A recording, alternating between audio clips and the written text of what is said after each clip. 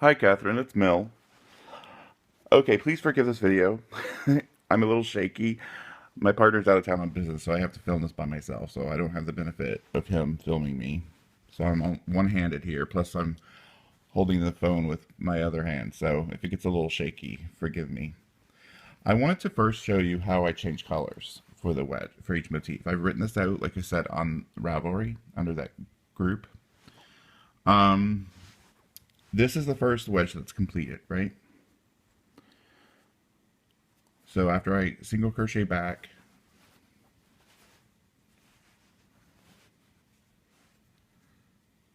I do my last single crochet in this hole that's created by this when you skipped 5 chains at the beginning. I do the single crochet rather tightly into this hole, chain 1 with the red, and then I turn, and you see here I've added the white.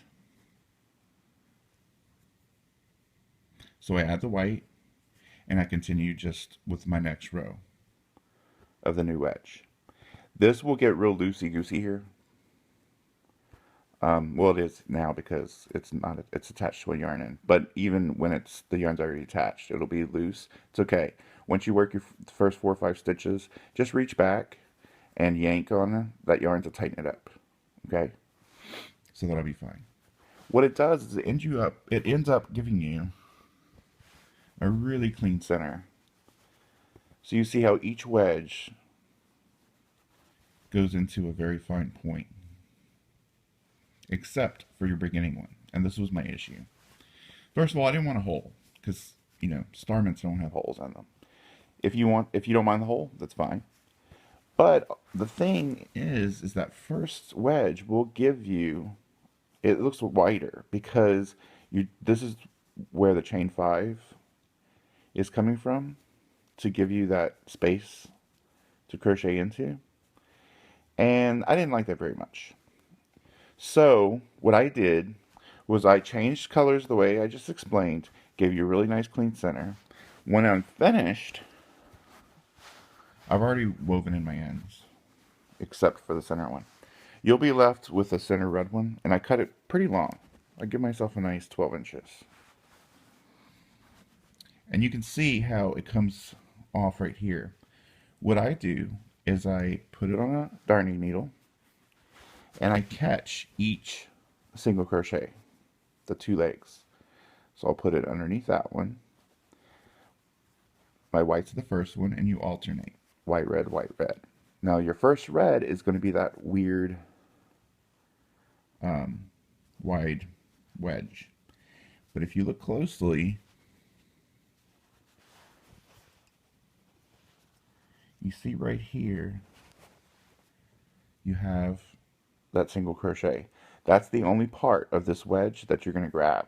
So you're going to skip all this wide part, and you're just going to put it into the 2 legs of that single crochet. And you continue around. You go through the white, the red, the white, the red. Be careful not to skip any, and you can count them. There are 12, because there are 12 wedges total.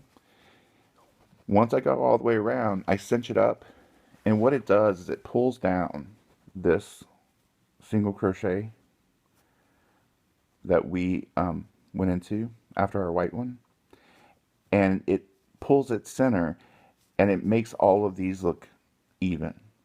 So I go around it once, I pull it tight to where there's virtually no hole, and then I'll go around it again to secure it, and then I'll come up into a red wedge, and I'll just tie a sewer's knot to finish it off, just like if you were hand sewing something. And then I weave in my end. Okay? So that's how I get, let me show you one that I've done. That's how I get this nice closed center. Looks so much better, right? Now there's a woman who's done a video on this. She joins a little bit differently, but it's great video, but it's complicated and it's a lot more work. This one's the easy way. Basically, I'm following the pattern exactly, except for when I change colors. I do that single crochet into the middle, chain 1, then I turn and bring in the white, and then at the end, I just cinch it up. Okay, so that's what I do for all my motifs. Now, for your first motif, you're going to do the border all the way around. Here you'll see, let me start at the beginning. Here's my join. And she tells you to chain 2. I only generally need 1 chain to bring it up to where I can slip stitch into the side of that first single crochet and the single crochet row. Let me show you one that's not done yet. You see that bar right here, right above my thumbnail? That's where I slip stitch into. Then I chain 3 and I skip 2 spines. Slip stitch into this one, chain 3, skip 1 spine, slip stitch into that last spine loop. It's just one single loop, chain 3, and then go back and start over again and slip stitch into the side of my single crochet row. Okay, so essentially, let me go back to the beginning. You have 3 chain 3 spaces for each wedge. You start at the beginning of this single crochet row and you end on the beginning of the next single crochet row for the next color. Okay? First motif, you're going to do this all the way around, and then you're going to come back and you're going to join with a slip stitch here. Finish it off, weave in your ends. Okay? You're good. The second motif, you're going to crochet your motif, and then you're going to do all of them, except you're going to skip 4 wedges. This is a 2-sided join. I'm sorry, for the first one you do a 1-sided join. That's the only time you do 1-sided join. So I'm going to crochet the chain 3 spaces, all except for these last 2. Each pair of wedges, the red and the white, is 1 side of the hexagon. So that first 1-sided join, you'll do that. And so you'll slip stitch into here when you're doing your chain 3s. You chain 1, and then you're going to join in your next motif. Well, on the first one, it doesn't matter. You can join anywhere, pretty much, as long as you are joining to the right color, but she gives you instructions for placing your stitch marker on the first motif. So when I join subsequent motifs, I check my diagram. Like I said, this is my second Afghan. So you can see I colored in with a pencil each motif that I did. So here I've done all these in black. I went with ink the second time. And this was my last motif, 19. Now I'm joining 20. You can see how I'm going to do a 2-sided join because I have 2 motifs that I'm connecting to. Once I do 20, I'll have this motif colored in plus these 2, so it'll be a 3-sided join. So since my next join is a 2-sided join, I've stopped 4 wedges short, or 2 sets. So again, I've ended in that slip stitch into the beginning row, the side of that single crochet, the beginning row, and then chained 1, and I've left enough yarn to finish it just so I could go on to show you the next motif, but I generally don't do this. I'll just finish it and join. I'm going to look for the stitch marker on my last motif. The stitch marker is always placed subsequently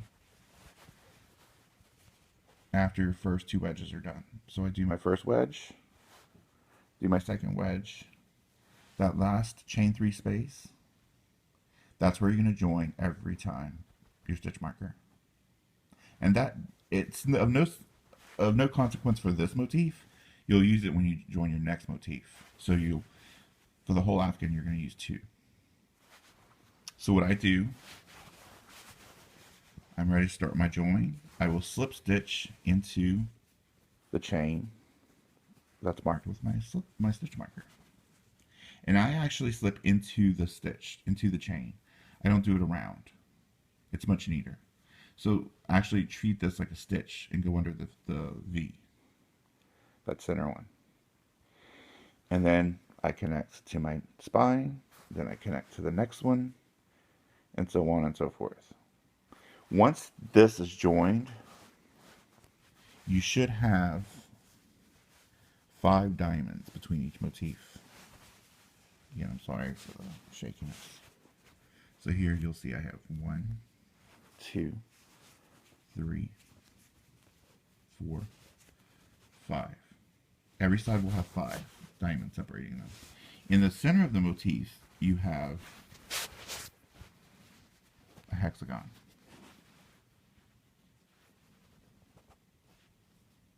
So if you have 4 or if you have 6 motifs across those 2 wedges, the pair, you've done something wrong. So take it out and just restart, okay? But as long as you have 5 diamonds, you're good on each side. So after I've joined my motif here,